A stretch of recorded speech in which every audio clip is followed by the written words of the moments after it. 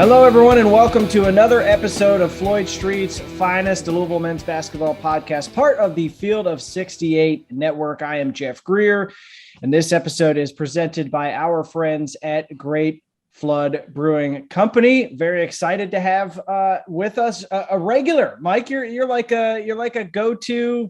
I don't even know. It's beyond the cameo. You're the Frank Costanza of my show here. You're become kind of like a regular cameo guy. I like it. I was thinking I'm more like 3 a.m. chick/dude, like the guy who gets the text when all the other options have been exercised, and it's like, hey man, what's going on? Like, that's me at the 11th hour, and I'm always willing to do it. I put myself in this position. I'm ready to be hurt because you like to have fun, Mike, and that's the thing. And it's nice to know that you're willing to come on and talk college basketball with me. This is the real like meat and potatoes of our friendship over the years is our extreme dorkdom of just digging into the, like, I was so excited for like Belmont, Ohio last night. I want to watch that today. Like, I mean, there's some games that I was looking forward to that were not on a lot of people's radar. And it's back, man. College basketball is back. It's very exciting.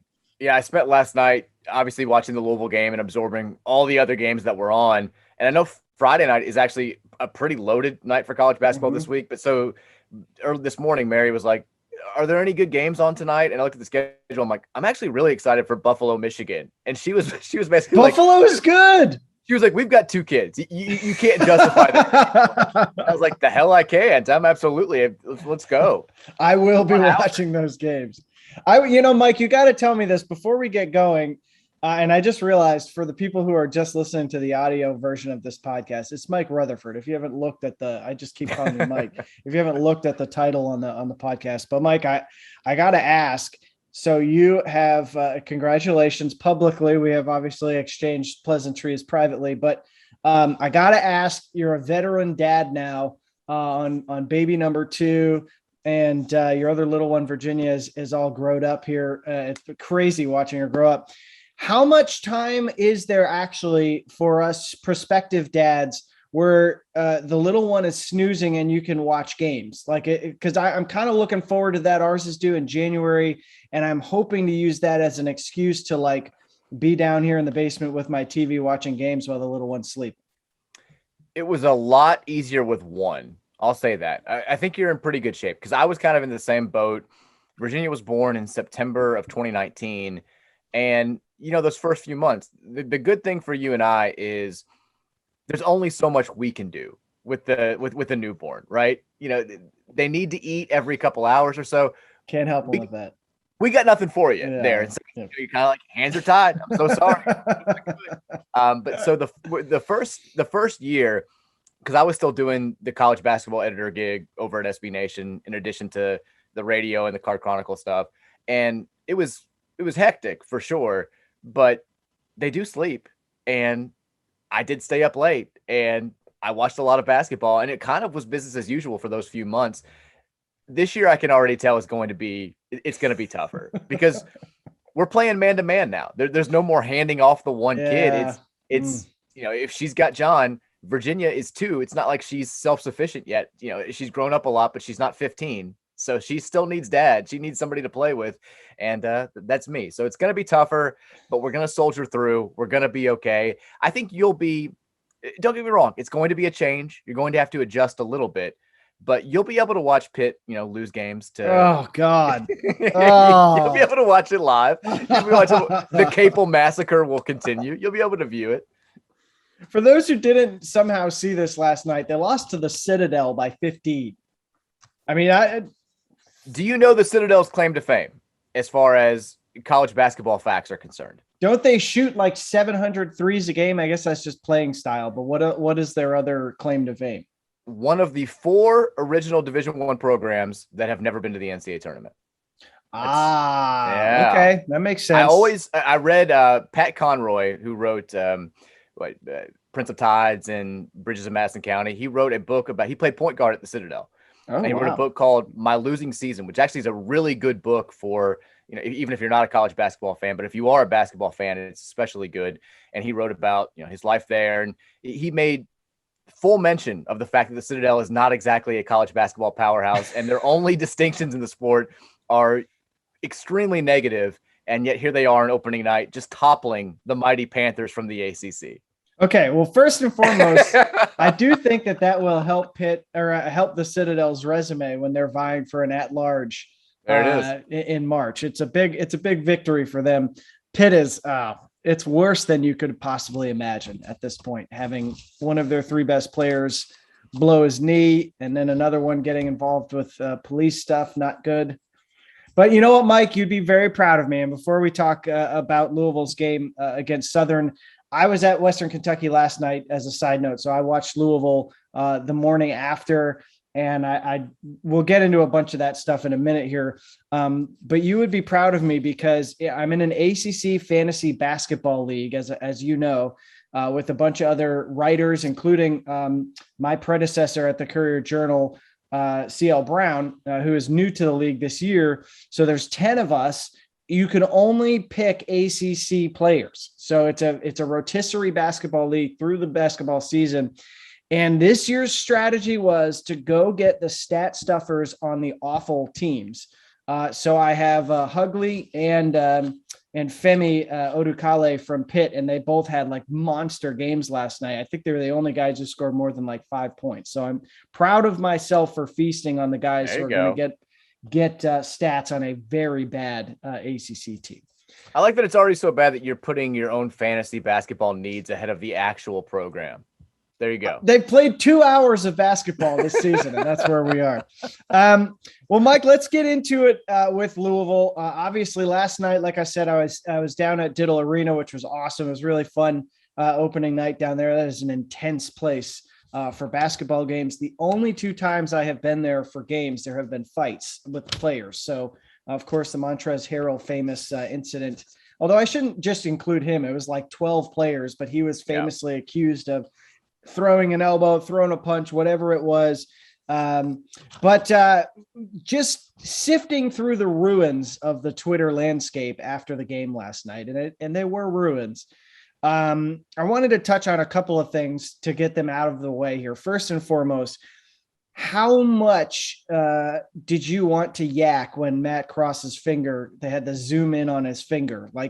It was like an extended zoomed in camera tracking him up the floor as his finger went sideways. They showed it for 35 minutes. I mean, it was apparent, like when because it was a bizarre thing, he just stops playing. The action continues, and you can, and then instantly you're kind of like, what's going on? Is he mad about a call? Did he think he got fouled? And then you see him look at his hand, and anybody who's watched sports for a lengthy period of time knows that this is like, okay, like he's got a finger probably going the wrong direction. And then the camera zooms in on him and it tracks him after the play stops. It tracks him for what feels like, again, 35 minutes, and then zooms in on the finger. It was very much like, we all know what's happening. We don't need to see this. It wasn't like the famous Alan Ray eye for Villanova. Oh, yes. Remember that? Like my alma mater. Yeah. Like I understood why they zoomed in on that because nobody knew what happened. And it was like sort of that moment from the Joaquin Phoenix moment from Signs where everybody together collectively just jumped. It was like, oh my God, that's what happened. With Matt Cross, we all saw it. We all knew what was happening and they still had to show it. They started the second half by showing it. Before they even started the play, they're like, hey, if you've forgotten about that finger that was pointing at a 90-degree angle, here's another close-up shot of it. It was unreal. And the fact that he was able to not just come back and play, but to be maybe the most impactful Louisville player in the second half was, a testament to him. He was terrific last night. Yeah, and he's been a guy that's gotten some buzz in the build up to the season. His performances in the exhibitions, even I think the second exhibition, he didn't shoot it all that great. I think he only ended up with like 4 points, but he had a couple of interactions where you're like, okay, I can see where this guy is kind of the instigator at times. He talks a little trash, but he does way more than just shoot it, which was kind of what his billing was coming in. But he blocks shots, he gets in on 50-50 balls. And after the performance last night, it's clear that Louisville needs some guys who are willing to get in and mix it up a little bit. I wanted to ask you before we get into more of the actual game stuff, though, what do we think Chris Mack is doing? Because like my theory is we all want to come up with these different scenarios. You know, he's pacing, so he's at Roosters, you know, or he's like pacing somewhere. I bet you a lot of money that he was sitting on his couch at home watching the game, like with his iPad and his phone. Like I think we're like maybe 10 days into the suspension, he'll be doing something a little bit different. But I feel like for this first one, we're building it up to be something that was probably way more boring than a lot of people want it to be. I think the dream scenario is he was scrambling to find Bally Sports on his TV, like 65% of Louisville fans. And then he just got too embarrassed to like ask somebody, because I mean, you know, it's become a running joke with both you and I, Louisville fans at the last second flooding our mentions during some of these games. Be like, how can I watch this game on TV? Where can I find this game? I'd love it if Chris Mack couldn't find the game last night and then just had to swallow his pride and follow via the insane Louisville fans on Twitter. Like that's what I would have loved to have seen. But I'm sure that you're right. I'm sure he was watching from home. I'm sure he was just watching on the couch and probably pacing and not being happy and kind of, you know, yelling at the players from his own home. But hopefully somebody, when this whole thing is done, I'm sure he probably doesn't want to talk to anybody right now and do any sort of exclusives or features. I'd love to see a lengthy story about exactly how he watched games. Do you remember, was it 4 or 5 years ago when Mick Cronin had to take the medical leave of absence, but he was still the head coach. He was working with his team, but he was having to, because on doctor's orders, he couldn't be on the sidelines during games. And there was a really good ESPN feature about how he's watching from his home and like trying not to have Mick meltdowns from his own couch. My guess is Mac's probably doing the same thing right now, but I'd love to hear it from him at some point.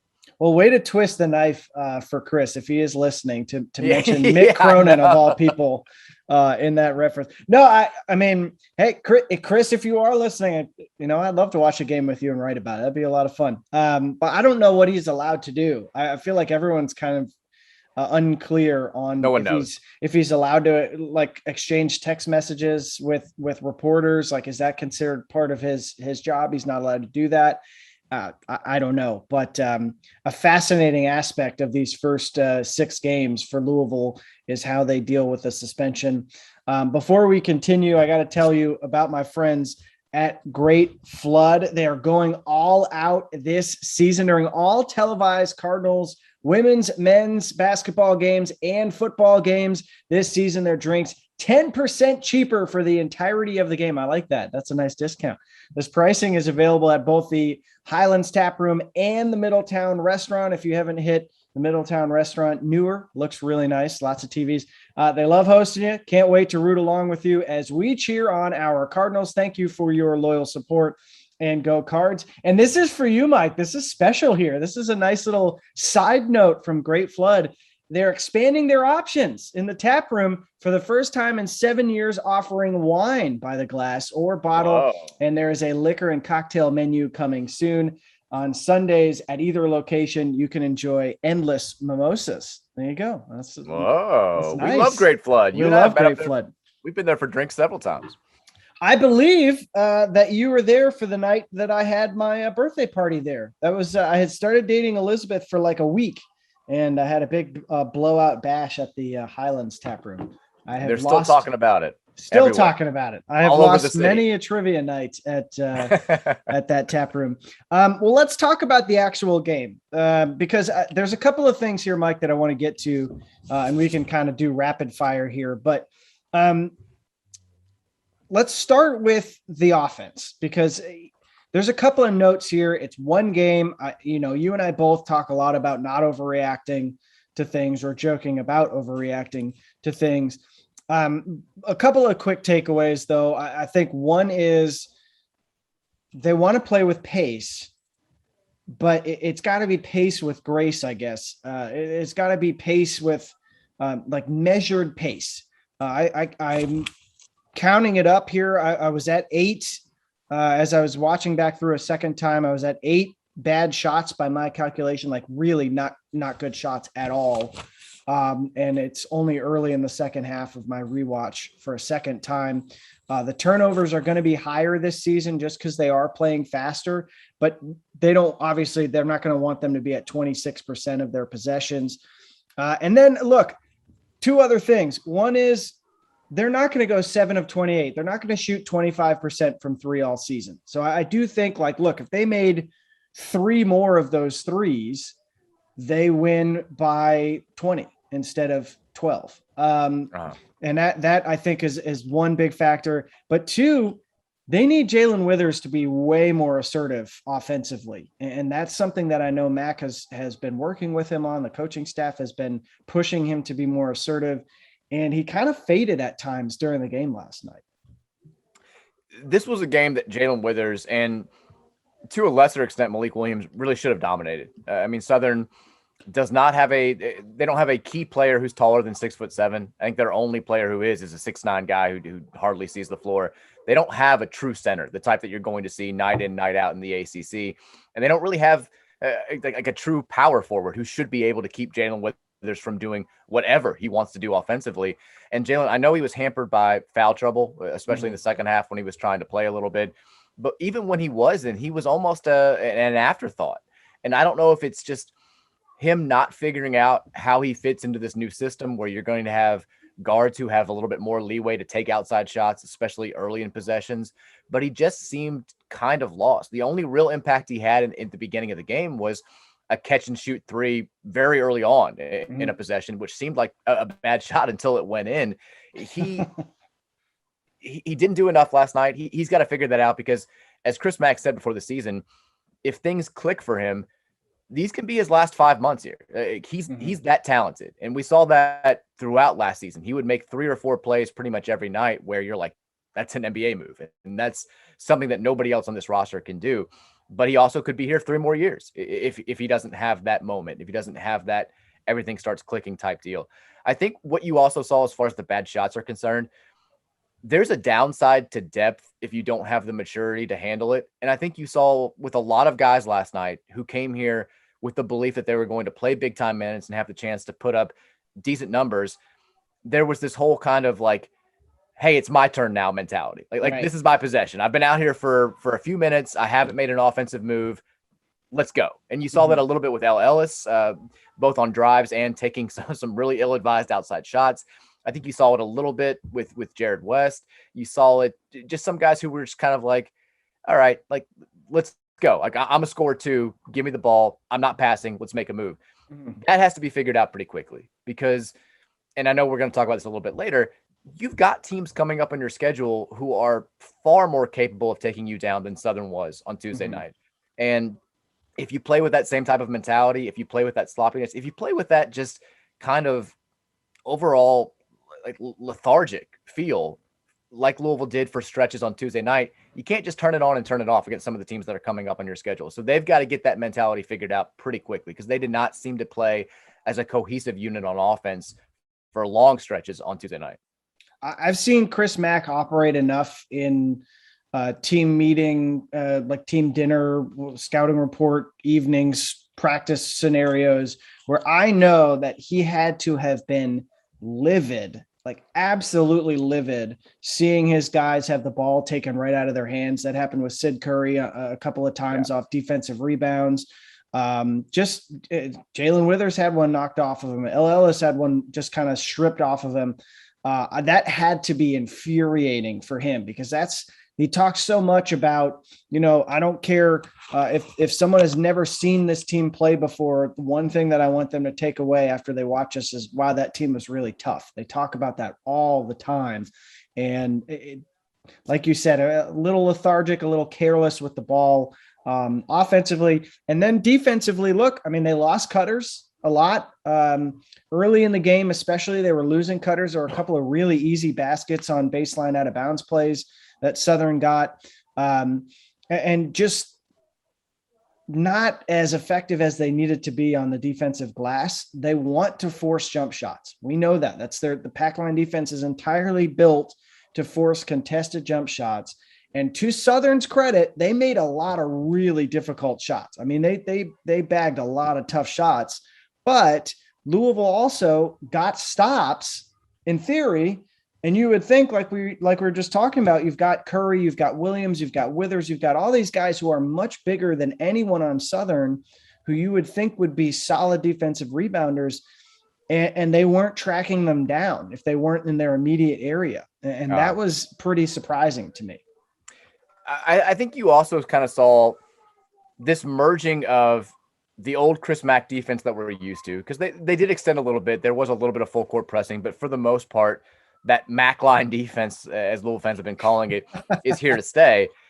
The merging of that with this new Ross McMahon style offense where they want to get out and go, there was I think a little bit of a clunkiness to it, because the pack line is, like you said, they want to force jump shots, but then you have to dominate the defensive glass. That's the way it works. And in most pack line systems, you're not trying to get out and run. Like Virginia's not trying to get out and force tempo. Wisconsin's not doing that. Louisville is now. And so I think you saw there were a couple of times where Louisville had guards that just didn't go for rebounds. And they were trying to leak out early, trying to get out and start that transition. Like there was one possession where there was a missed three from the right corner. Noah Locke is in the left corner. He's the only person on that side of the floor. The ball is bouncing right towards him, and he starts leaking out to run to the other side. You're like, no, you've got to go get the ball first. And I think that there was some sort of miscommunication there. Like you mentioned too, you had guys getting the ball knocked away from them consistently. Sid Curry had it happen. Malik Williams brought it down a couple of times. L. Ellis absolutely had it knocked away. Mason Faulkner had balls knocked away. And Louisville was losing those 50-50 battles. This game reminded me so much of Chris Mack's very first game back in 2018 when Louisville was playing. It was a far too close game against Nicholls State. They looked like they weren't as invested as Nicholls was. It was a bizarre mentality to see from a team when they have a brand new head coach and it's opening night. And you kind of felt like it was the same thing on Tuesday night with, we had this whole offseason where the lingering memory from last year is missing out on the NCAA tournament. You got Mike McGeese coaching his first game. You would think that the energy levels would be high, and they just weren't for long stretches. It was almost like they thought they were good enough to turn it on and turn it off whenever they wanted to. They got up 8-3 early on. They expected Southern to just fade away. They didn't. They turned it on near the end of the first half and built an 8-point lead. They expected Southern to go away. They didn't. They got back to within 2, and it just kept happening until Southern finally wound down late in the second half, because that's what low major teams do in those scenarios. But that's not good enough. And I like the thing that I liked most about Chris Mack after that first game was it would have been so easy for him to come out and say, you just want to get that first one underneath your belt. Now we move on. And he didn't. He seemed pissed off about his team's play. And Mike McGeese was the exact same way on Tuesday night. He didn't come out and say, I was just so nervous. I'm just so glad this is over with. He said, we didn't play hard enough. And I think Louisville fans, it's comforting to hear that. It's comforting to hear the coaches talk about the same things that you saw with your own eyes during the games. Yeah, and they're going to have to ramp it up a little bit more with the next couple of games that they have coming up. Before we do talk about that with Furman and Navy, before they hit the road later this month, let me tell you guys a little bit about our partners over at Bet Rivers Sportsbook.